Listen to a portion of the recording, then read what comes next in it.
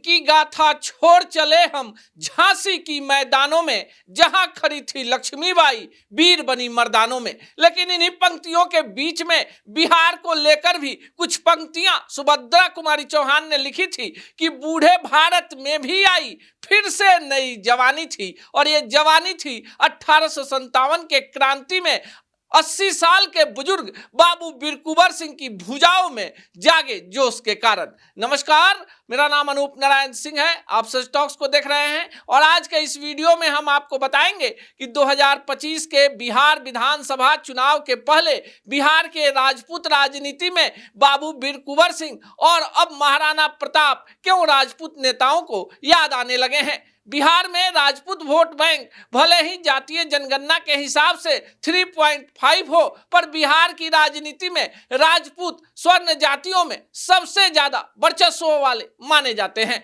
2024 के लोकसभा चुनाव में राजपूत बिरादरी से आने वाले 6 सांसद बिहार से चुनकर संसद में पहुंचे हैं, जिसमें से 5 एनडीए के और 1 आरजेडी के हैं। अगर विधायकों की बात करें तो सिर्फ भाजपा में ही 18 राजपूत विधायक हैं और बिहार विधानसभा में राजपूत विधायकों की मौजूदा संख्या 30 से ज्यादा है। अब आपको बताएं कि बिहार में राजपूत नेताओं को महाराणा प्रताप क्यों याद आ रहे हैं और इस वीडियो में हम इनकी चर्चा क्यों कर रहे हैं। बिहार के मौजूदा राजपूत नेताओं की चर्चा करें तो सिवान में कविता सिंह, अजय सिंह, मनोज सिंह, कर्णजीत सिंह व्यास, महाराजगंज में जनार्दन सिंह सिग्रीवाल और छपरा में प्रभुनाथ सिंह का पूरा कुनबा सामने नजर आता है, जिसमें प्रभुनाथ सिंह के बेटे रणधीर सिंह, विधायक भाई केदारनाथ सिंह, भतीजे युवराज सुधीर सिंह, तो बगल की वैशाली से एमएलसी दिनेश सिंह और उनकी सांसद पत्नी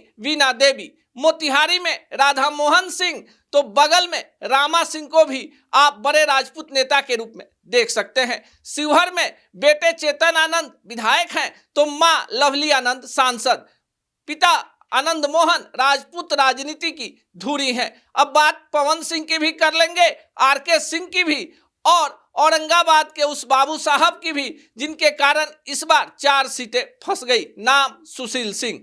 बिहार की राजपूत राजनीति में जदयू में संजय सिंह की चर्चा ना हो तो बात अधूरी लगती है और बिहार के 243 सदस्यीय बिहार विधानसभा में आप राजपूतों के आकलन को समझने के लिए ऐसे ही समझ सकते हैं कि 1 नंबर विधानसभा सीट से राजपूत बिरादरी से आने वाले रिंकू सिंह चुनाव जीतते हैं तो 243 यानी आखिरी विधानसभा क्षेत्र से निर्दलीय चकाई से सुमित कुमार सिंह चुनाव जीत जाते हैं और निर्दलीय कोटे से बिहार मंत्रिमंडल में स्थान मिल जाता है।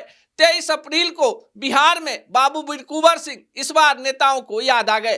पटना के बापू सभागार में राजीव प्रताप रूढ़ी ने 5000 से ज्यादा भीड़ जुटाकर बाबू वीर कुंवर सिंह के बहाने बिहार की राजनीति में राजपूतों को दरकिनार करने वाली लोगों के मन में चल रही बात को हवा दे दी। तो उसी दिन पटना के विद्यापति भवन में सारण विकास मोर्चा वाले शैलेंद्र प्रताप और डॉक्टर सुनील ने आरजेडी की तरफ से वीर कुंवर सिंह की जयंती का आयोजन किया, जिसमें बिस्कोमान के निवर्तमान अध्यक्ष और आरजेडी के एमएलसी डॉक्टर सुनील कुमार सिंह के नेतृत्व में तेजस्वी यादव राजपूत राजनीति पर खूब गरजे। अब राजपूत राजनीति में युवा पीढ़ी आगे आने को उतावली है, लेकिन जिस तरह से बिहार विधानसभा चुनाव के बाद राजपूतों के हाथ में लॉलीपॉप थमा दिया गया है तथा केंद्र की मौजूदा सरकार में बिहार से एक भी राजपूत को मंत्री नहीं बनाया गया है, इस बात को लेकर राजपूत मतदाताओं के मन में ऊहापोह की स्थिति है। बिहार के जातीय राजनीति में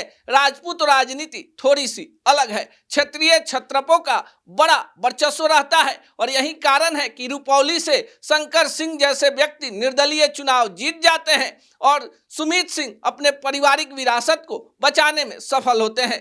पर वर्तमान में राजपूत राजनीति को लेकर दिशाहीन होने की बात कही जा रही है और ऐसे में बिहार सरकार के मंत्री नीरज कुमार बबलू ने 9 मई को पटना में महाराणा प्रताप जयंती के बहाने बड़ी राजपूत बैठक बुला ली है। अब ये सब कुछ चल रहा है तो ये सवाल उठना भी लाजमी है कि चुनाव के वक्त ही राजपूत नेताओं को राजपूत महापुरुष क्यों याद आते हैं। सवाल लाजमी है तो जवाब हम जनता जनार्दन पर ही छोड़ देते हैं। आपको क्या लगता है कमेंट बॉक्स में जरूर बताएं।